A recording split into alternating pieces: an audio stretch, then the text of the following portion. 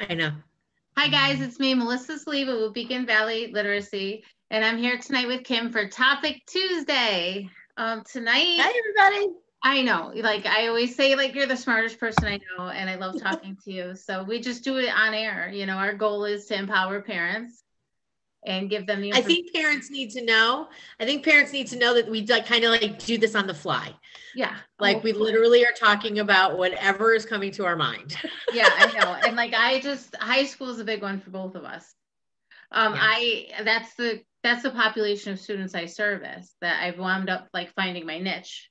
I used to do like elementary school, and Yes. I did Orton Gillingham and everything as a reading consultant. It was fun, but I like wanted a challenge, and I definitely got that challenge. And for me, I've always worked primarily with the younger kids. And then I ended up with a high schooler who were struggling. Mhm. And so I had to quickly really learn a lot about high school. Yeah, I know, and it's like we're saying, it's an absolute different ball game. It really is. And basically, in my interpretation, when you have a child who has support services in elementary school and middle school, they can always catch up, and you're kind of like, making accommodation modifications so they can reach these like learning standards, right? But then when you Yep. get to high school, Right. you have to fill these requirements like you would in college. And then there's an F word, the big Right. F And then you word. have, and the other, oh no, here we The big go. F word. The big F word is foreign language requirement. Like you take this kid who's like struggling to read, they've been behind reading, they might have a memory problem or memorization problems, and now you introduce the F word. It's time for a foreign language Right. requirement. Yes. And I personally opted my children out of that foreign language requirement. Mm-hmm. And so, we're going to have to cross that bridge when we come to it, when and if it's time to apply for college. But, if you can't master your first language, it's really, really kind of hard. Right. I mean, research shows that like if you do have a reading difficulty, there's no reason why you shouldn't necessarily Right. be able to master a foreign language, but oftentimes these kids lack like executive functioning skills. And we're talking Mhm. about how you need executive functioning skills for life, and especially in high Right. school. Right. And so like a lot of times what I feel like is that in elementary school, the kids are in one class and they've got one teacher and they've got their team of people, and those people, follow that student, and they know the plan, and it's easier to put things in place. And then you go to middle school and the team gets a little bit bigger, but they're still like a unit. They kind of move in that group.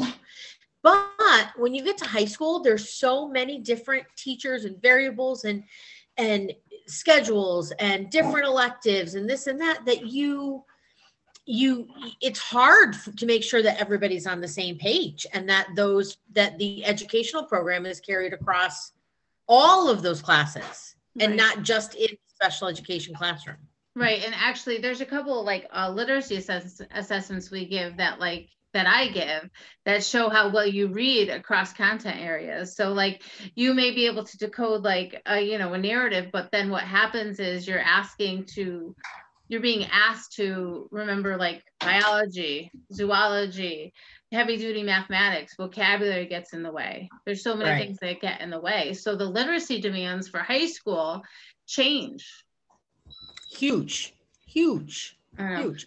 So And so you have kids that are really good with certain subjects and they'll fly and they'll be like, wow, all right, that's good. And then they go to a subject that they don't truly love, or and it's so much harder. Or you have just different teaching styles. Sometimes for our kids with executive functioning, they'll function really, really well in one teacher's class just because of the way the class is structured, or the way the syllabus is set up, or the way the Google Classroom is set up, versus another class where it looks different and that just doesn't work with that student's learning challenges.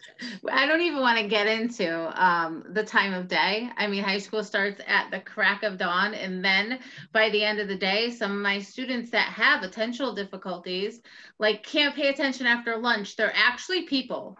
Like we're Mm-hmm. literally getting these people ready for the world. Yes. So, I mean, some of them are being honest when they're like, man, after and lunch, then you I'm add just COVID. Yes. Yes. Right. The demands. And then there's the whole COVID that we've added to this whole thing, which makes things even more complicated. Right. So I guess we could talk on and on and on about high school, probably have a second part. But I think like our biggest takeaways today is, you said they need strategies like across content. Across all content areas. Absolutely. So if you learn something in your resource room, then those strategies need to be carried across science and math and your history class. And I think in a high school setting, like I said, because there's so many different people involved, that becomes some of the biggest challenges. I guess my second takeaway, or what I want people to know, are probably 2 and 3. Like, you need literacy skills for life, like for the rest of your life. Like some of my family members are in the college field, and if you don't build your reading skills, your literacy skills, you can get accepted to college but have to take remedial classes too to bump up your literacy levels. Right. So it's like the buck stops here, and my intervention at the high school for my high schoolers is really targeted, systematic, it moves quickly, it matches like what they do in content areas. But I think what are my weaknesses, or weaknesses in general, is like executive functioning skills. Those are huge. It's huge. And when you say, oh, kid's just not getting it, or they're making a choice that they don't want to do the work, or they don't want to do this, they don't want to do this. No kid wants to not do well. So if they're not following through and they're not doing well, there's a reason. And we have to figure out what that reason is. And dig deep. I think, you as a parent have to support a high schooler. I have a high schooler I have to support. And then like educationally, professionally, we all need help at different ages, and it changes. So if someone needs help, they could reach out to you. Absolutely. As an educational advocate, I don't know. I might be a little bit of an expert-ish. I think so. On the high school part, or absolutely. Yeah. I love it because I love the mixed learning profile, but no kid is ever too old to support. And it looks, when they need help or you need help, it looks like maybe parenting issues, power control, motivation. It's all like fixable with the right plan. Right. Oh gosh, I'm exhausted after the high school conversation. You're funny. I guess so. We'll just tune in next Tuesday for a different topic. And if you have any questions about how to manage your high schooler, special education needs, manage your high schooler in general, or if you have any questions, you can reach out to Kim or myself. All right. Thank you guys. Good night.